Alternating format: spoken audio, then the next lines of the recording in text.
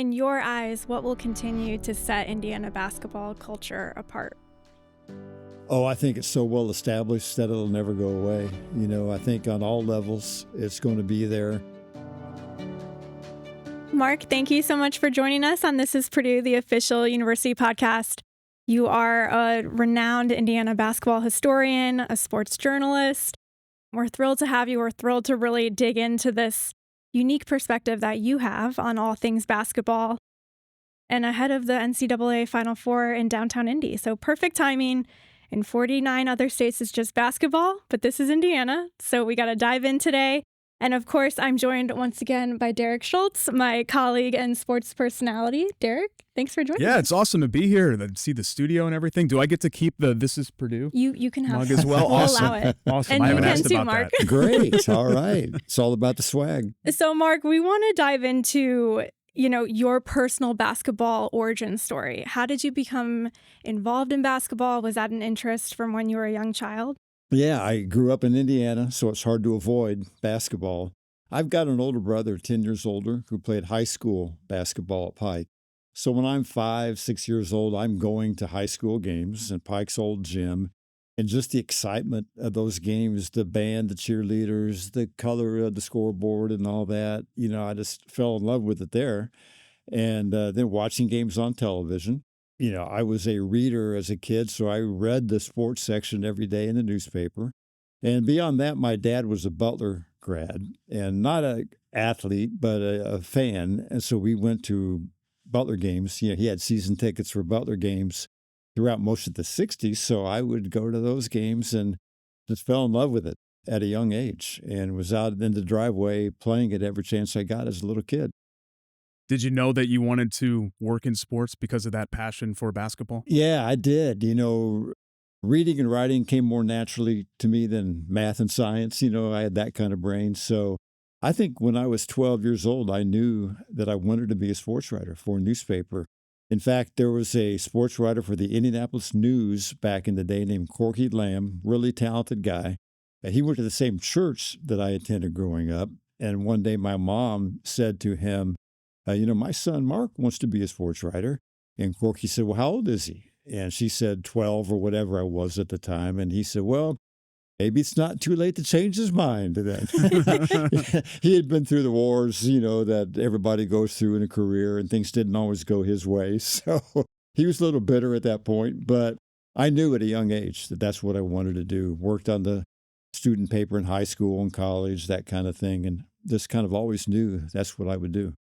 I love it. As an Indiana native, and as we're approaching March Madness season, what do you think makes Indiana like the state for basketball?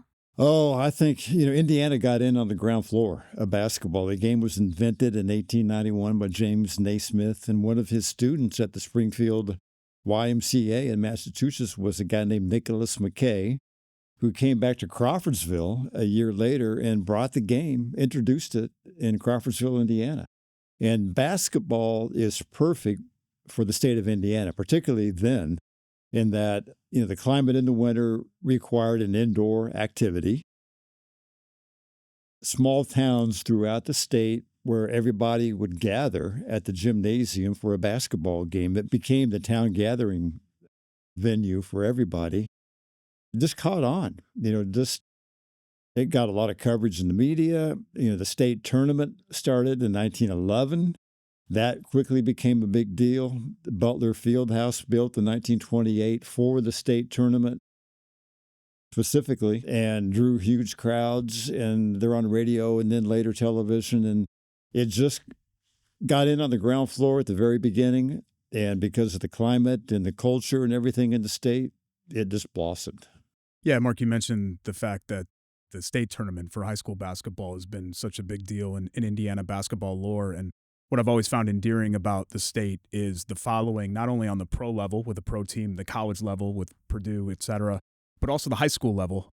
How much does that make Indiana unique compared to anywhere else in the country, just the passionate following for high school basketball? Yeah, it's really been about high school. Hoosier hysteria is high school basketball, basically. And even throughout the 30s and 40s, high school basketball was bigger than college basketball. Indiana won a national championship in 1940, but really high school basketball was still bigger at that time. That state tournament in Butler, can't be undervalued. Again, all the small towns gathered for the high school games. I would say until the Pacers began in 1967, high school basketball was it. I mean, Butler games drew. IU and Purdue had good teams here and there that were popular. But it was about high school basketball, really, for a long time, and still is to a large degree. The good teams still draw. Obviously, we all know class basketball had an impact on it. That was probably likely to happen anyway. There's so many diversions now for people, sporting events on television and so forth. But high school basketball is the foundation of the game in Indiana for sure. In other states, I've researched this. Indiana had a Mr. Basketball in 1939. No other state had one until, I believe, 1950, and some didn't have any until the 80s. But in Indiana, we followed the game that closely and honored the players in a major way going back to the 1930s. So when we talk about breakout stars in Indy, we have Caitlin Clark, Tyrese Halliburton, there's Netflix shows, there's commercials. What has that been like for you as a journalist as you're covering these games? When you're attending games, you're talking to fans, interacting with other journalists when we have these big superstars now in Indy? Yeah, it's been great. I think, certainly the teams that win championships are well remembered, but really it's individual players, I think, who get remembered the most. So currently it's people like Tyrese Halliburton and Caitlin Clark and others. They're nationally known worldwide actually now. And when you look back, people have a lot of memories of people like a Rick Mount. I talked to Rick on the way up today, as a matter of fact, on the phone. People remember individual games or individual careers, All-Americans. They remember Reggie Miller.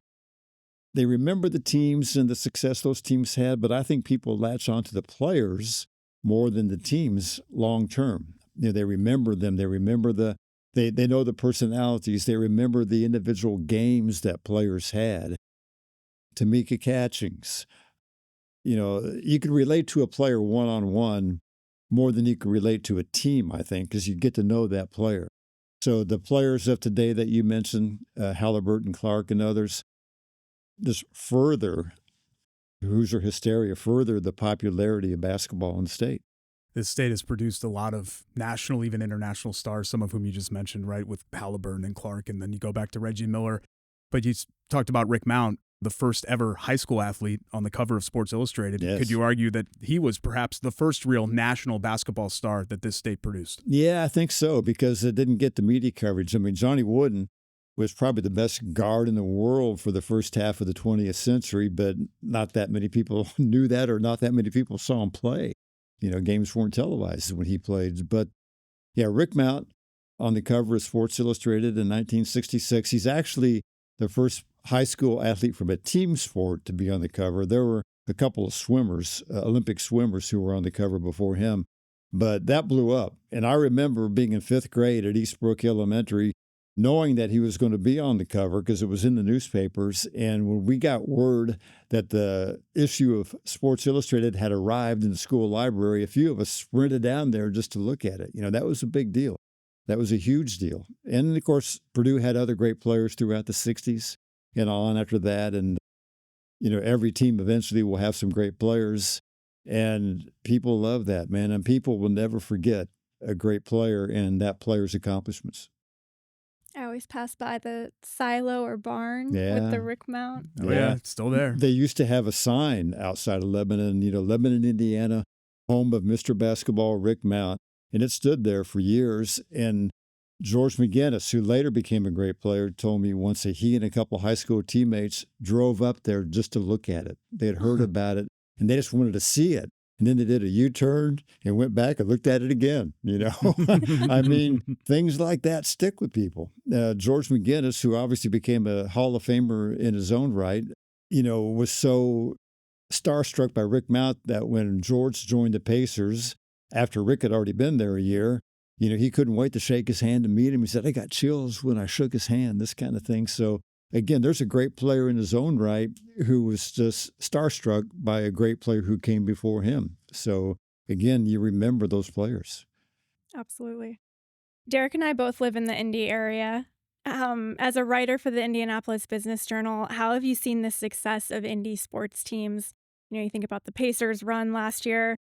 How have you seen that drive development in the city? Yeah, I think sports, particularly the Pacers, have had a huge impact on Indianapolis. I mean, when the Pacers won their first title, ABA title in 1970, the city had latched on to them. They were there and they were established. And it quickly became evident they need a better place to play. They were playing at the Fairgrounds Coliseum, capacity of about 9,100.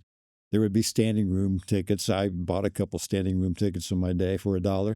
But it quickly became obvious they needed a better place. And there were proposals to play out on farmland outside the city, that kind of thing, build the structure there.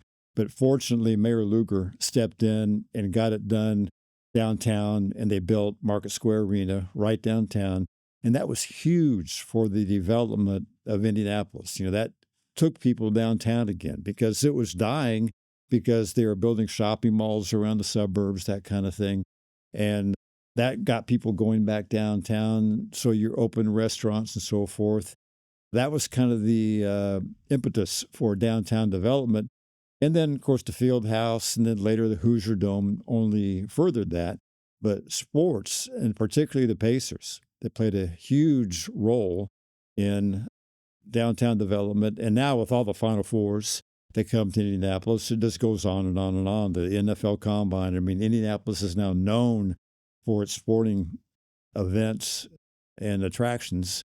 So it all goes back, to me, to the Pacers, their success, and how that got an arena built downtown. You have a unique connection to Purdue, Mark, in the sense that you got a real insider look behind the scenes with your book Passion Play about Gene Keady and that memorable 1987-88 Purdue team, which is affectionately referred to in Purdue circles still as the Three Amigos, right, with Troy Lewis and Everett Stevens and Todd Mitchell as well. What was that experience like, really at the peak of the Gene Keady era, one of the most memorable teams, and how did it shape your view of Purdue's legacy just overall in the state's basketball history? Yeah, that was a great experience for me. That just kind of clicked with me that, boy, it'd be fun to be an insider to a college basketball team for an entire season. And I talked to Coach Keady about it. I'd covered Purdue for the Journal-Gazette in Fort Wayne since Keady arrived. I went to Keady's introductory press conference here at Purdue and had a good rapport with him, and he agreed that it'd be a good idea. Obviously, he's thinking exposure.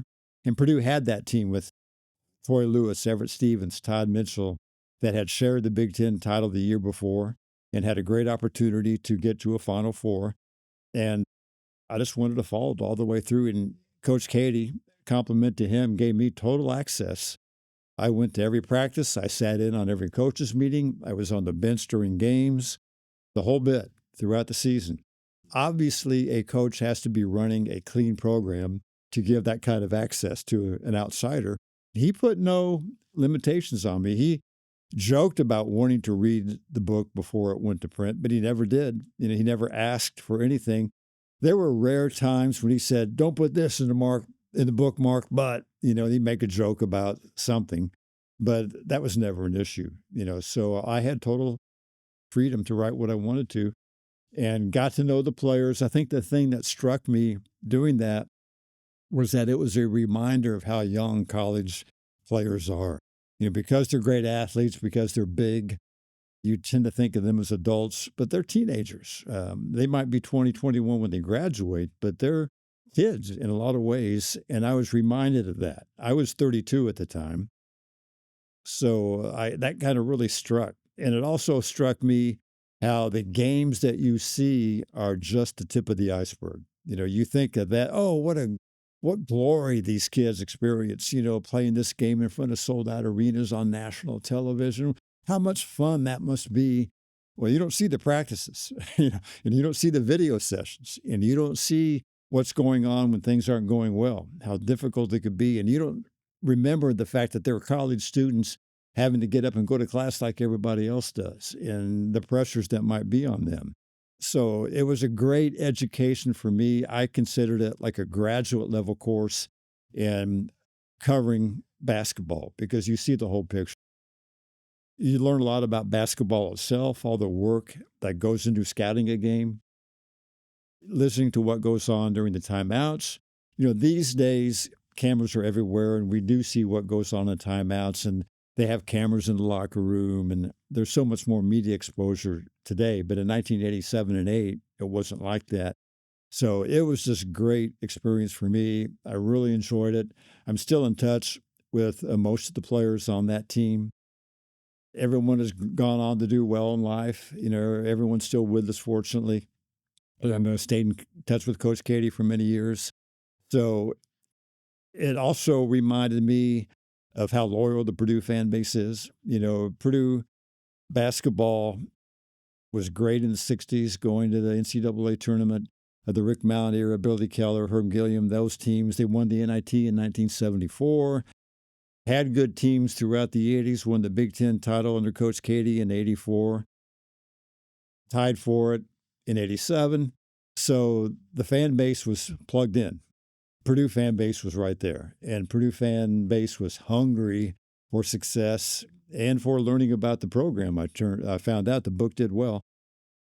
So it was just a great education for me in a lot of respects. And speaking of those fans, Mark, and you were there for a lot of those games in 1988 at Mackey Arena, and you still clearly have your hearing, which is good, I guess, for being in there with how loud it gets. The loudest arena I've ever been in is Mackey Arena when Indiana's here, no question. What makes that part of the special culture of Purdue basketball to have a venue like that that not only has renown with the Purdue fan base, but really nationwide? Yeah, I think a lot of people would agree this is one of the absolute best environments for college basketball, partly because of the acoustics. Mackey is smaller than a lot of the college basketball arenas today, so the sound has nowhere to go. It reverberates.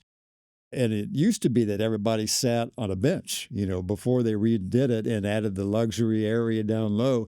Everybody was sitting on a bench, and that made you more willing to stand up and yell. Now people can kind of relax if you're sitting down low, but you still have the acoustics.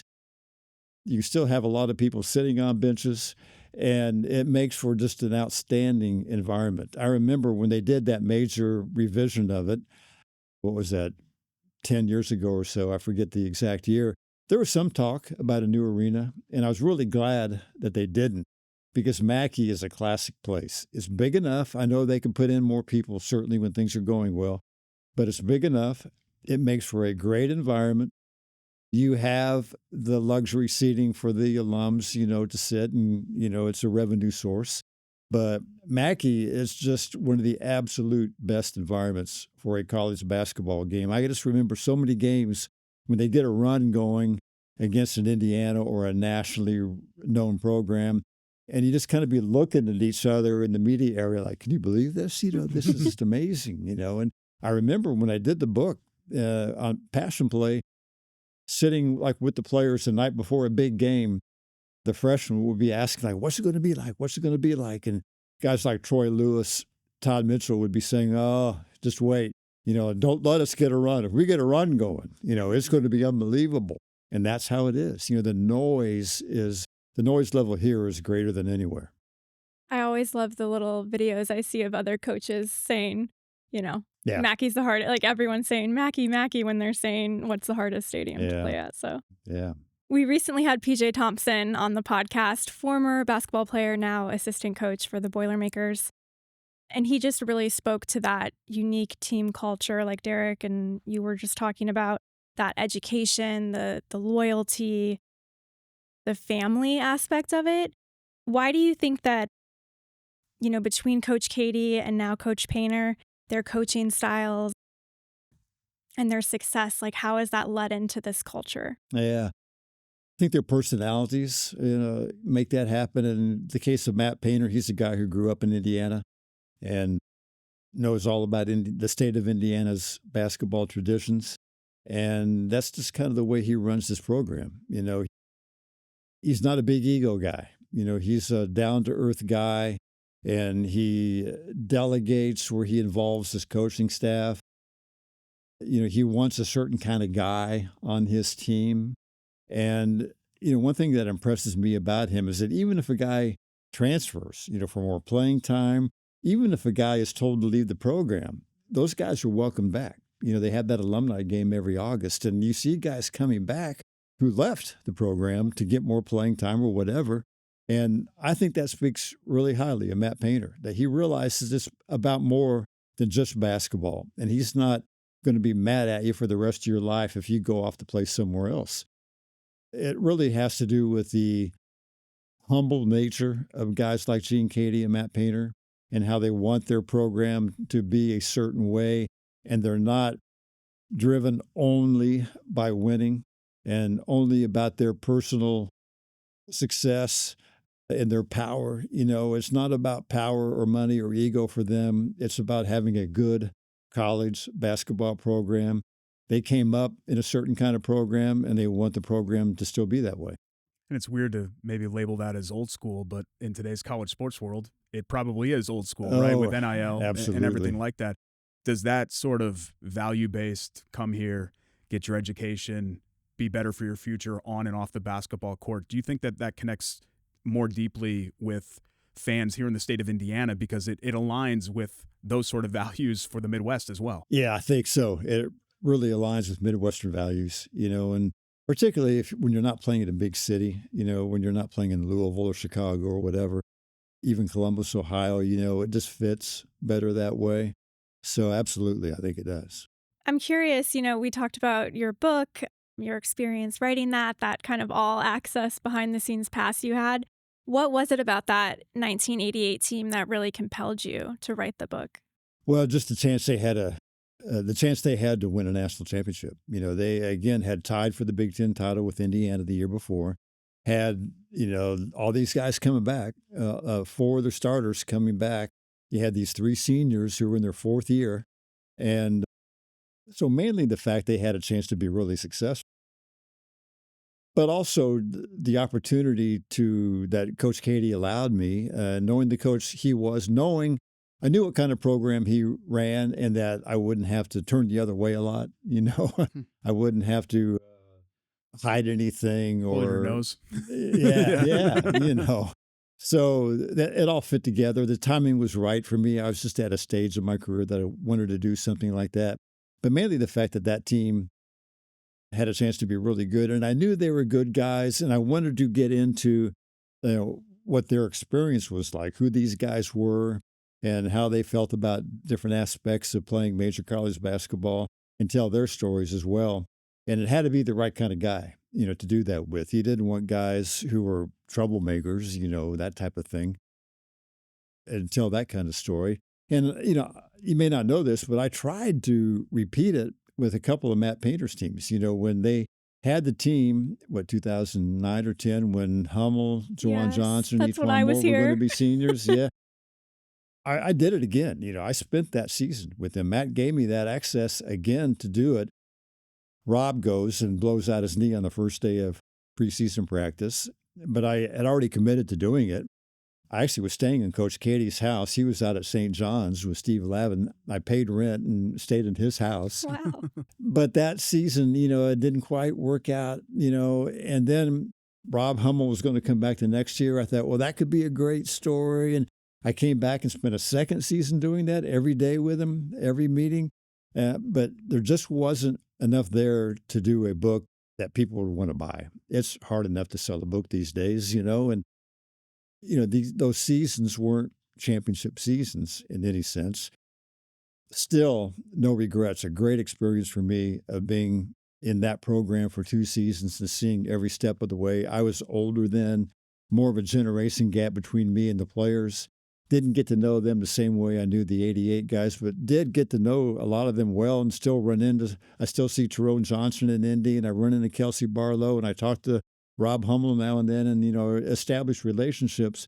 And I could tell you that Matt Painter was running the cleanest program in the country. He ran a absolutely clean program and was doing things the right way.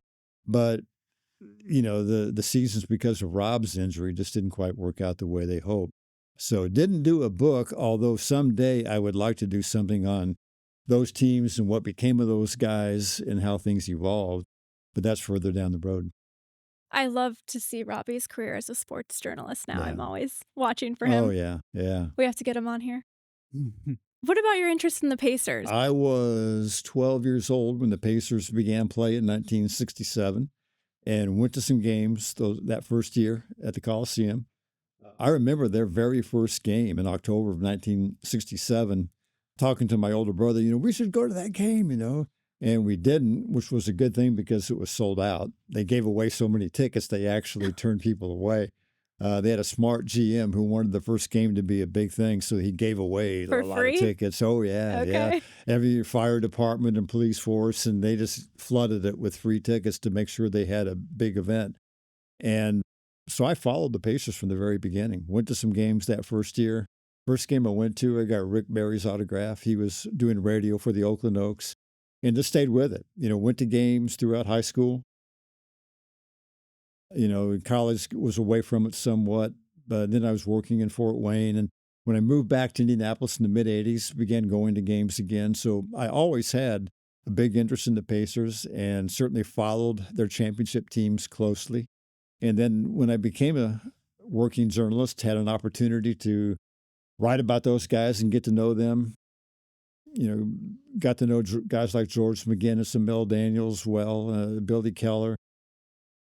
So, that's been a big part of my career as well. I feel very fortunate to have had elements where I was doing college stuff, doing a book with Purdue and covering Bob Knight's teams at Indiana, and then also being the Pacers beat writer for the Indianapolis Star for like 12 years, which was a great experience. And my timing was very fortunate because most of those years they were really good. Yeah. And I saw some amazing things during that time.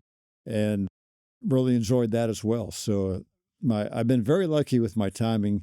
Also, the fact that newspapers were more relevant when I was doing it. People needed newspapers to know what was going on at that time. So very fortunate in that regard.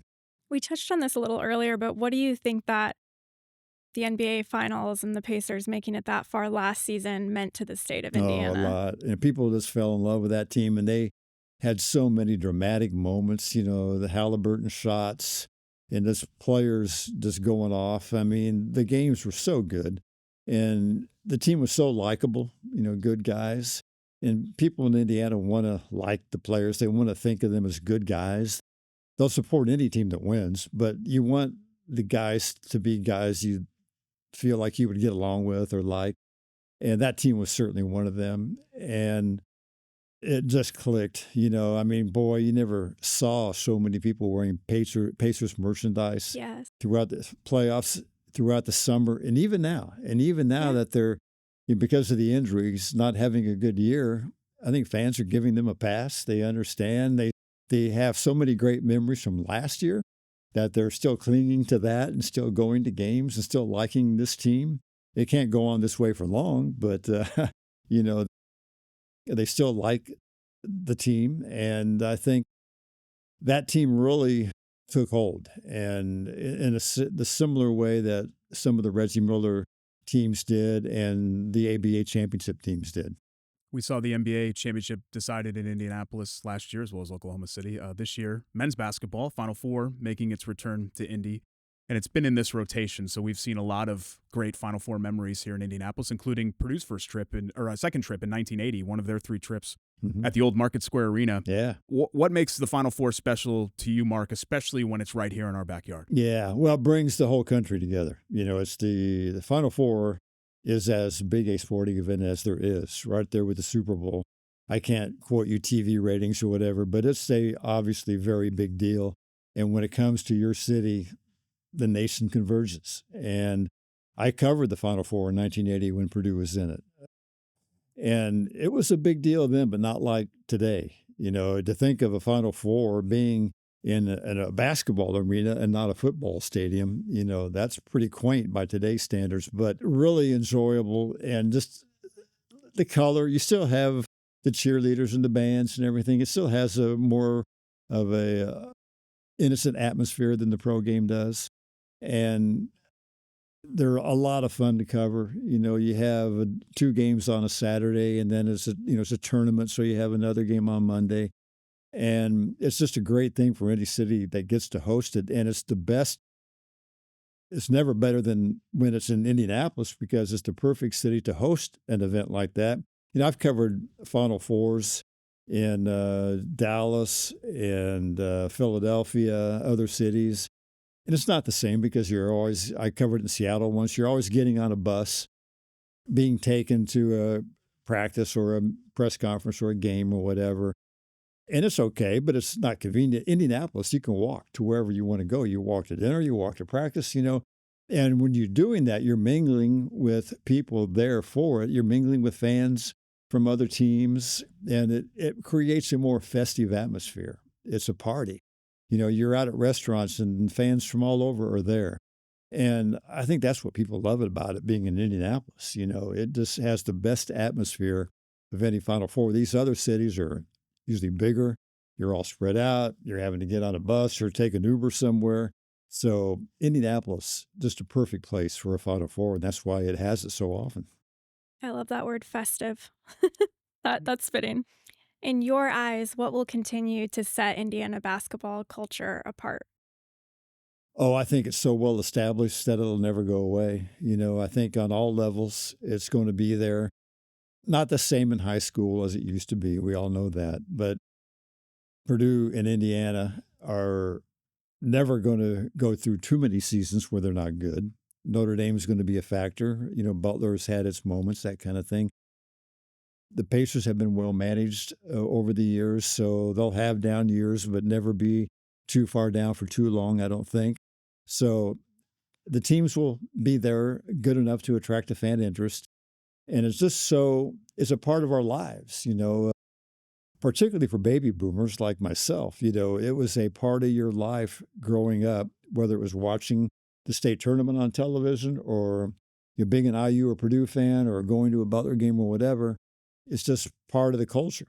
And once it's part of the culture, it's going to be hard for it to ever go away. And I don't think that'll ever happen.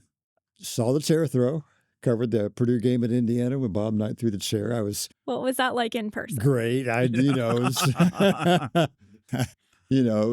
You never want to miss an occasion like that. So I was glad to be there. It got pretty ugly. It's a joke now. Bob Knight went on David Letterman and joked about it. Ha, ha, ha. But was it great? Scary at the time? Yeah, because the fans turned ugly. They're angry. Bob Knight got kicked out. They're throwing coins, and there was one moment in the game where a call went against Indiana, and someone threw a coin that ricocheted and hit Gene Keady's wife in the eye. She left Assembly Hall that day with a patch over her eye. So that was the atmosphere, And I remember Gene Keady coming into the media room after the game and saying, the story here is that Purdue won the game. He knew that it was going to be, people were going to forget that Purdue won the game. And it's all about Bob Knight throwing the chair, So, it kind of got overshadowed that Purdue won that game. The IU-Purdue rivalry was never better than in the 80s when Keady and Knight were going head-to-head. The best year for the rivalry was the previous year. It was the 86-87 season because they tied for the Big Ten title. Indiana won by 11 in Bloomington, and Purdue won by 11 in Lafayette. That was the peak of the rivalry to me. I remember the game at Purdue. All 10 starters were averaging in double figures. Has that ever happened in college basketball? That's how balanced the teams were, how deep they were. It showed the system that the coaches had of ball movement and sharing the ball and not taking bad shots and everything. So I got to witness the rivalry at its peak. And then, covering the Pacers, I covered the second half of Reggie Miller's career, so I saw a lot of his great moments. And I was there for the brawl in Detroit. And I would have hated to miss that one, That was crazy, and it was dangerous, and it was ugly. But I was happy to be there that fateful night in, November of 2004. So saw a lot of great moments, a lot of great games, a lot of great individual performances. Saw some kind of ugly moments, but you want to be there for those too.